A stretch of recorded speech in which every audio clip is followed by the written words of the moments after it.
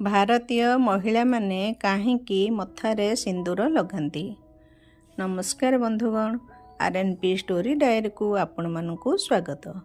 ବନ୍ଧୁଗଣ, ସିନ୍ଦୁର ବିବାହିତା ଭାରତୀୟ ମହିଳାମାନଙ୍କ ପାଇଁ ବିବାହରେ ଅତ୍ୟନ୍ତ ଗୁରୁତ୍ୱପୂର୍ଣ୍ଣ ଅଂଶ ରହିଥାଏ। ମଥାରେ ଲଗାଯାଇଥିବା ସିନ୍ଦୁର କେବଳ ମହିଳାମାନଙ୍କର ବିବାହିତା ହେବାର ପ୍ରମାଣ ନୁହେଁ, ବରଂ ଏହା ସ୍ୱାମୀଙ୍କର ଦୀର୍ଘ ଆୟୁ ଏବଂ ସୁଖ ସମୃଦ୍ଧିର ପ୍ରତୀକ ମଧ୍ୟ ଅଟେ। 16 ଶୃଙ୍ଗାର ମଧ୍ୟରୁ ସିନ୍ଦୁର ଲଗାଇବାର ପ୍ରଥା ଗୋଟିଏ ହୋଇଥାଏ। ଏହି ପ୍ରଥା ଶତାବ୍ଦୀ ଧରି ଚାଲି ଆସୁଛି।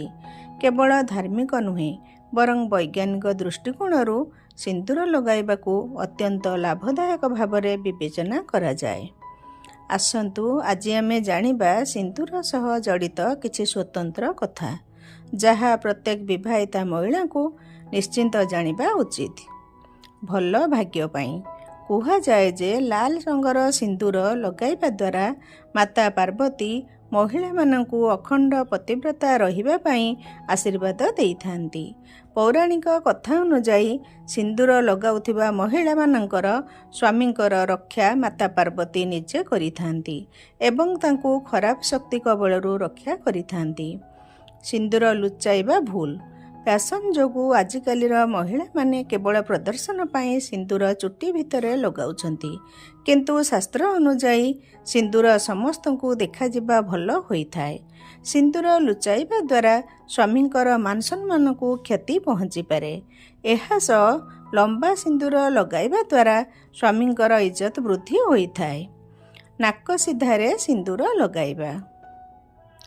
ଶାସ୍ତ୍ର ଅନୁଯାୟୀ ସିନ୍ଦୁରକୁ ସଦାସର୍ବଦା ନାକ ସିଧାରେ ଲଗାଇବା ଉଚିତ, କାରଣ ବଙ୍କା ଟଙ୍କା ସିନ୍ଦୁର ସ୍ୱାମୀଙ୍କର ଭାଗ୍ୟ ଖରାପ କରିଦେଇଥାଏ।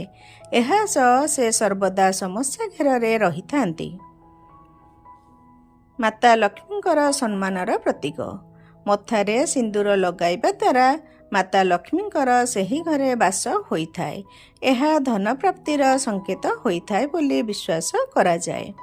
ସିନ୍ଦୁରର ସକାରାତ୍ମକ ଶକ୍ତି ମହିଳା ଏବଂ ତାଙ୍କ ସ୍ୱାମୀଙ୍କ ଉପରେ ଭଲ ପ୍ରଭାବ ପକାଇଥାଏ, ଯାହାଦ୍ୱାରା ସେ ସୁସ୍ଥ ଏବଂ ଭାଗ୍ୟଶାଳୀ ରହିଥାନ୍ତି। ଏକାଗ୍ରତା ବୃଦ୍ଧି ପାଇବା। ପୌରାଣିକ କଥା ଅନୁଯାୟୀ ହଳଦୀଯୁକ୍ତ ସିନ୍ଦୁର ଲଗାଇବା ମଧ୍ୟ ଶୁଭ ହୋଇଥାଏ। ଏହାଦ୍ୱାରା ଏକାଗ୍ରତା ବଢ଼ିବା ସହ ମନ ମଧ୍ୟ ଶାନ୍ତ ରହିଥାଏ। ଏହାଦ୍ୱାରା ଅନେକ ରୋଗ ଦୋଷ ମଧ୍ୟ ଦୂର ହୋଇଥାଏ। ସିନ୍ଦୁର ଲଗାଇବା ସ୍ୱାସ୍ଥ୍ୟ ପାଇଁ ଲାଭଦାୟକ ହୋଇଥାଏ। ଏହା ବ୍ୟତୀତ ସିନ୍ଦୁର ଲଗାଇବାକୁ ବୈଜ୍ଞାନିକ ଦୃଷ୍ଟିକୋଣରୁ ମଧ୍ୟ ଅତ୍ୟନ୍ତ ଶୁଭ ଭାବରେ ବିବେଚନା କରାଯାଇଛି। ଏହାଦ୍ୱାରା ରକ୍ତଚାପ ନିୟନ୍ତ୍ରିତ ରହିଥାଏ। ସିନ୍ଦୁର 2 ଆଖିପତାର ମଧ୍ୟଭାଗରେ ଲଗାଯାଏ। ସିନ୍ଦୁରରେ ରହିଥିବା ଉପାଦାନ ଏହି ସ୍ଥାନରୁ ଶରୀରରେ ରହିଥିବା ବୈଦ୍ୟୁତିକ ଶକ୍ତିକୁ ନିୟନ୍ତ୍ରିତ କରିଥାଏ, ଯାହାଦ୍ୱାରା ଆପଣ ଅନେକ ରୋଗଠାରୁ ରକ୍ଷା ପାଇଥାନ୍ତି। ଏଥିସହ ଏଥିରେ ରହିଥିବା ପାରାକୁଞ୍ଚନ ଭଳି ସମସ୍ୟାରୁ ରକ୍ଷା କରିଥାଏ। ଏହି କଥା ଧ୍ୟାନରେ ରଖନ୍ତୁ। ଶାସ୍ତ୍ର ଅନୁଯାୟୀ କେବେ ମଧ୍ୟ କାହା ସମ୍ମୁଖରେ ସିନ୍ଦୁର ଲଗାଇବା ଉଚିତ ନୁହେଁ, କାରଣ ଏହାଦ୍ୱାରା ସ୍ୱାମୀଙ୍କୁ ନଜର ଲାଗିଥାଏ ଏବଂ ଆପଣଙ୍କ ପ୍ରେମ ମଧ୍ୟ କମ୍ ହୋଇଥାଏ। ଏହା ବ୍ୟତୀତ ନିଜ ସିନ୍ଦୁର କାହା ସହ ସେୟାର କରନ୍ତୁ ନାହିଁ କିମ୍ବା କାହାଠାରୁ ସିନ୍ଦୁର ନିଅନ୍ତୁ ନାହିଁ। ସ୍ୱାମୀଙ୍କ ପଇସାରେ ସିନ୍ଦୁର କିଣିକିରି ଲଗାନ୍ତୁ। ଆପଣ ସିନ୍ଦୁର ଲଗାଇବା ବେଳେ ମାତା ପାର୍ବତୀଙ୍କୁ ନିଶ୍ଚିନ୍ତ ଭାବରେ ଧ୍ୟାନ କରନ୍ତୁ। ଏହା ବ୍ୟତୀତ ଆପଣ ଚେଷ୍ଟା କରନ୍ତୁ ଯେ ଆପଣ ପ୍ରତିଦିନ ସ୍ୱାମୀଙ୍କ ହାତରୁ ମଥାରେ ସିନ୍ଦୁର ଲଗାଇବେ। ଯଦି ଆପଣ ପ୍ରତିଦିନ ଏଭଳି କରିପାରୁନାହାନ୍ତି, ତେବେ ଅତି କମ୍ରେ ସପ୍ତାହରେ 2 ଥର ସ୍ୱାମୀଙ୍କ ହାତରୁ ସିନ୍ଦୁର ଲଗାନ୍ତୁ। ନହେଲେ ବିଶେଷ ପର୍ବପର୍ବାଣିରେ ସ୍ୱାମୀଙ୍କ ହାତରୁ ନିଶ୍ଚୟ ସିନ୍ଦୁର ପିନ୍ଧନ୍ତୁ। ଯଦି ସିନ୍ଦୁର ମାଟି ଉପରେ ପଡ଼ିଯାଉଛି, ତେବେ ତାକୁ ଆଉ ଥରେ ବ୍ୟବହାର କରନ୍ତୁ ନାହିଁ। ଏଭଳି କରିବା ଅଶୁଭ ହୋଇଥାଏ। ଏଥିପାଇଁ ସେହି ସିନ୍ଦୁରକୁ କୌଣସି ଗଛ ତଳେ ରଖିଦିଅନ୍ତୁ। ଘରେ ପ୍ରସ୍ତୁତ କରନ୍ତୁ ଅର୍ଗାନିକ୍ ସିନ୍ଦୁର। ଘରେ ସିନ୍ଦୁର ପ୍ରସ୍ତୁତ କରିବା ପାଇଁ ହଳଦୀ, ଫିଟିକିରି ଏବଂ ସୁହାକୁ ମିଶାନ୍ତୁ। ତାପରେ ଏଥିରେ ଲେମ୍ବୁ ରସ ମିଶାଇ ଡଭାରେ ଭର୍ତ୍ତି କରିଦିଅନ୍ତୁ।